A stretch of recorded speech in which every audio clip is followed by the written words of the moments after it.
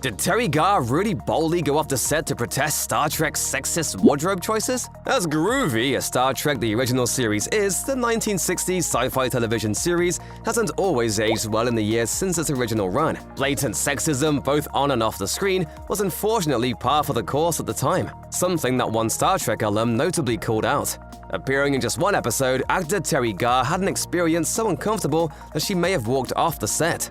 Garr plays Roberta Lincoln in the episode Assignment Earth, secretary to Gary 7, whose mission is to stop humanity from destroying itself. The stakes are undoubtedly high, but you wouldn't know it considering the wardrobe note that the showrunner Gene Roddenberry gave Garr. For the episode, Garr was already wearing a criminally short skirt, but Roddenberry insisted that it be shortened by another 2 inches. According to The Impossible Has Happened, the life and work of Gene Roddenberry, author Lance Parkin recounted that the actor was so insulted that she walked off set. But someone who was there at the time has a different story. In a conversation captured in Inside Star Trek: The Real Story, assistant director Robert Justman recalls the incident. Teri understood the machinations of show business, so she didn't object when just before her first scene on stage, Gene went to work on her costume again. Teri looked embarrassed when she was called to set for her first shot. Whether or not she stormed off, Garr's negative experience with Star Trek was a turning point. Although she finished her work on the episode, she washed her hands of anything to do with the franchise in the future. Even years later, in an interview with Starlog, Garr slammed the Star Trek universe and its fans, and even maligned sci-fi as a genre.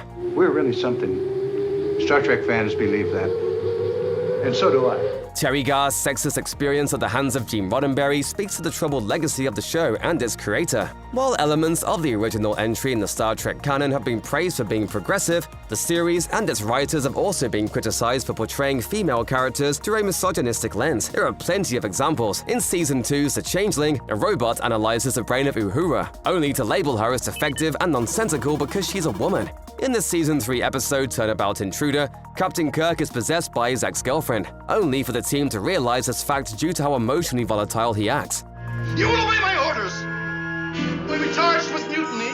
Beyond Garr, other people involved with various chapters of the Star Trek franchise over the years have commented on its controversial history, and Roddenberry himself. Actor Kate Mulgrew, who starred as Captain Catherine Janeway in Star Trek Voyager, remarked in a 2019 interview with the Radio Times that despite Roddenberry's visionary status, he and his original creation was still stuck with outdated values. It was extremely misogynistic. That's what it was for years, and the Next Generation followed that to a certain extent. Roddenberry himself was that way. We are simply going to have to change this sensibility, this ideology, and we are. But it's like moving granite. It takes a long time. Mulgrew's Voyager, despite being the first series led by a female captain, also took a few giant steps backwards after the first few seasons. When Jeri Ryan landed the role as the de-assimilated Borg 7 of 9, she had more to handle than just on-set tension with Kate Mulgrew. Her famous corset on the show was a source of discomfort, especially when she needed time to herself. The costume was so elaborate that she needed help anytime she needed the bathroom. Ryan recalled during a 2020 Voyager reunion, "If I had to go, it was on the radio. Jeri's going. 10-1. That's 20, because you know, I had to have somebody dress me and undress me. It was a 20-minute thing to get me undressed. Go to the bathroom, get dressed, go back to set. It was a thing." Ryan became so self-conscious that she even tried limiting food and liquids just so she wouldn't hold up production. The actor's skin-tight suit represented an objectification that Star Trek had been moving away from, and was a big reason why Ryan and Mulgrew notoriously didn't see eye to eye. Thankfully, in her appearance in Star Trek Picard, Ryan seemed to have a much more comfortable outfit.